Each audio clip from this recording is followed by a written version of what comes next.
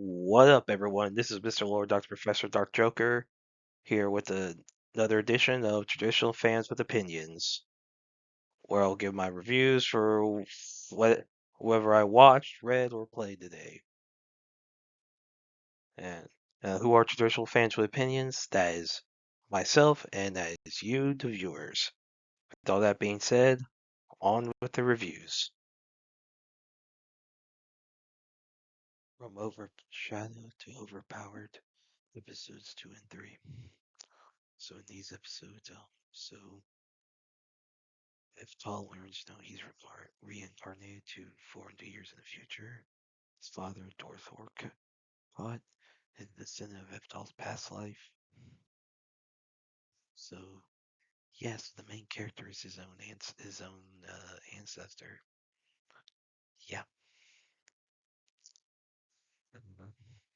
It is not a Fry-like situation. Let's say that it is not like that. I would say it's more compared like with Naruto and Sasuke being reincarnations of their ancestors. Yeah, the Otsutsuki brothers.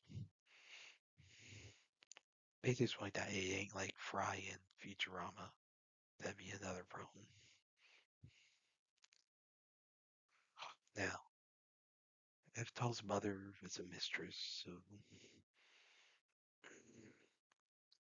yeah, that's why he's kind of ostracized from the family. So Fraser, who's like Eftal's half brother, visits. Um, Honestly, I understand why Alcott would take Eftal's mother as a mistress. Just saying, like I understood what he saw in her. Anyway, so Eftal, like the aptitude test still show Eftal does not have aptitude for specific magic, so his mother and Fraser try to get him to the military academy.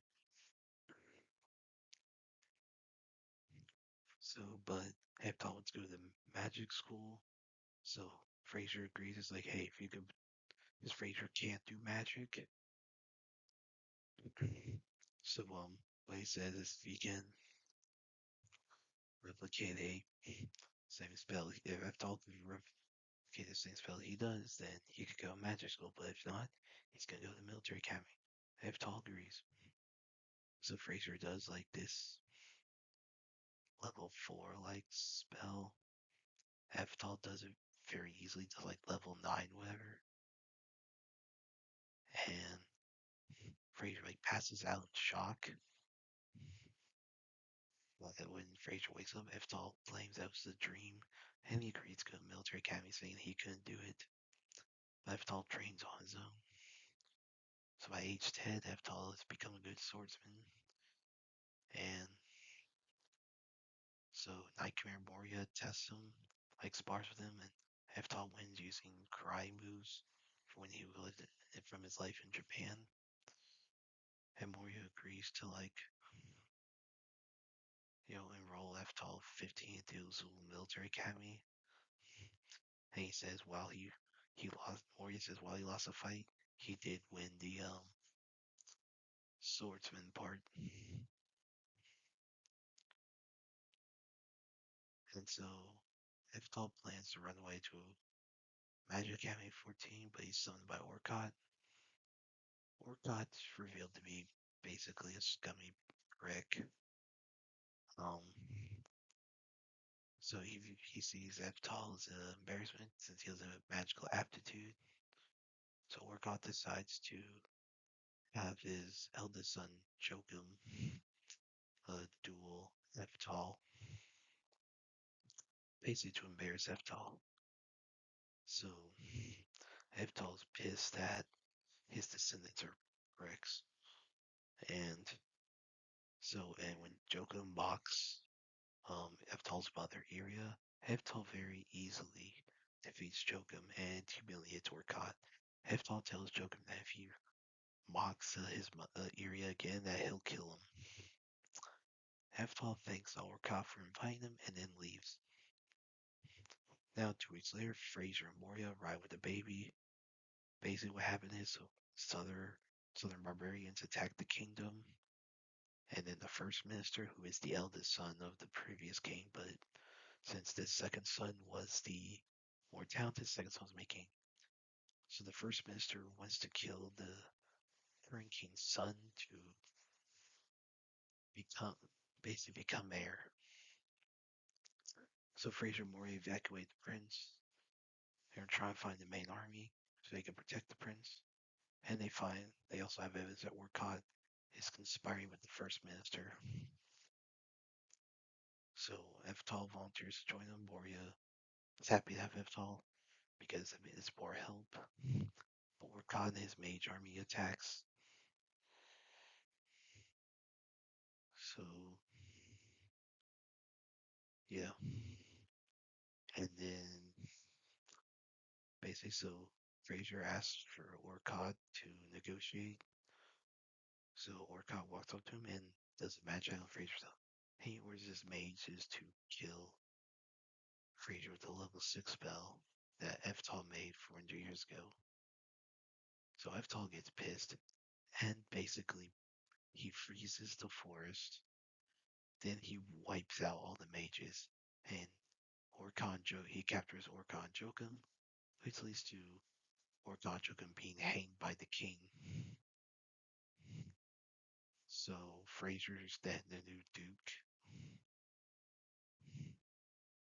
Now, so Fraser's failed to survive because he had Oberyn's guard, which is the heirloom that Eftal owned 400 years ago.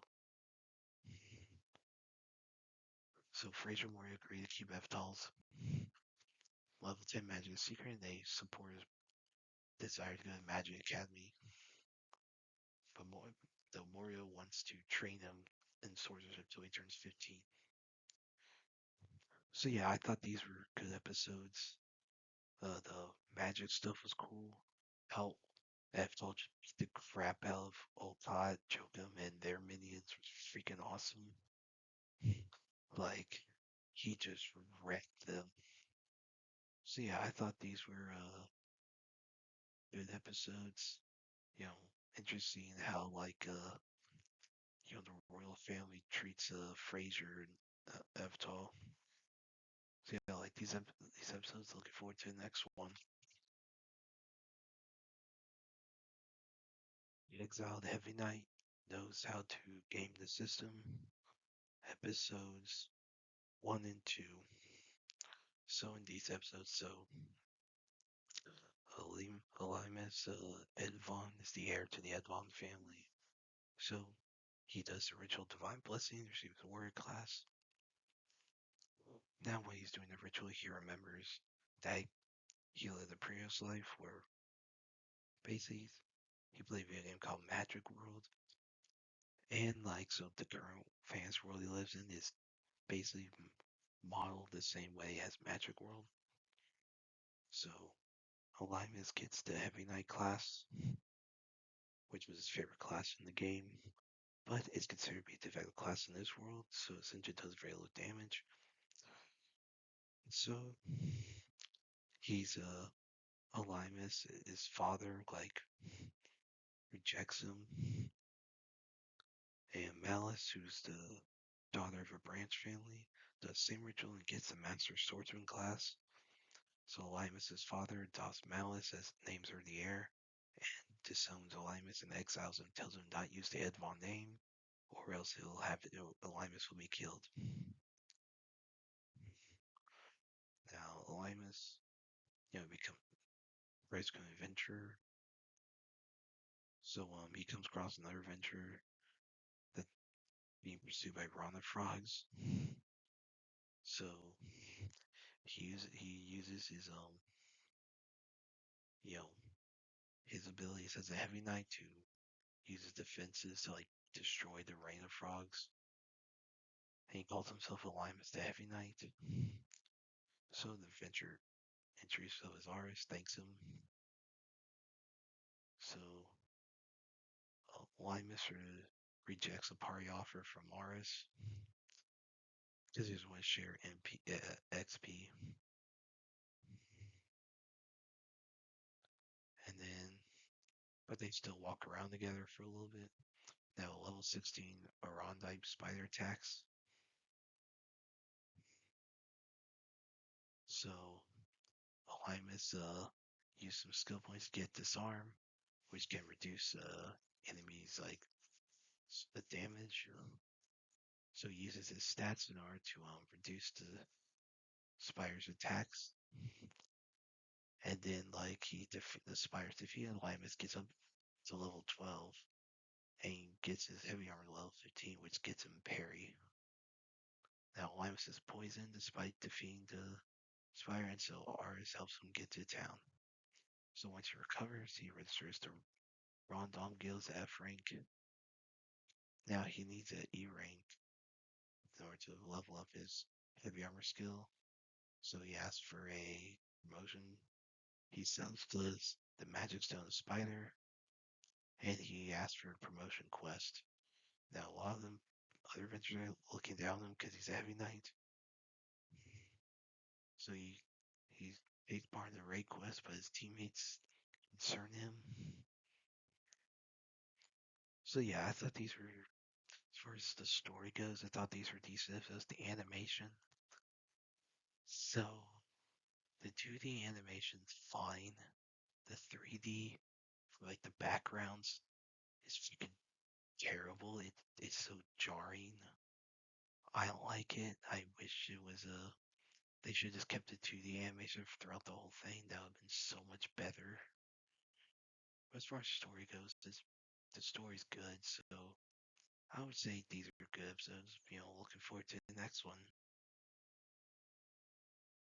Mebius Dust, episode 1. So in this episode, so 10 years ago, for this series takes place, there was a meteor struck Japan, released something called Mebius Dust, hence the name of the show, and it gave kids some superpowers called lambs. Now the kids are called lamb carriers. Now they can't survive outside where the dust is reached, so they all live in like Shin Katsushika. So you have like a lot of these kids, they do all these games or whatever. So like, yeah, so the premise is actually pretty interesting. So you have like, they do some games. So like, yeah. So Arky and his sister Stella, their friend Olga, you know, they basically have a team called Police Hopper. They're like basically like the main characters. So like, there's like a race, you know. So they race like through engineers to. So there's like capture red flag. So they got race, and then of course capture red flag. But the lamps beat them. So one thing to reveal is that so there can be an issue with maybe it dust if the powers are if lamb's powers like to use too much, can turn them to monsters. So you know, and so yeah, and then basically so Araki has like a mother dust crystal symbol on his forehead, which could hint at something.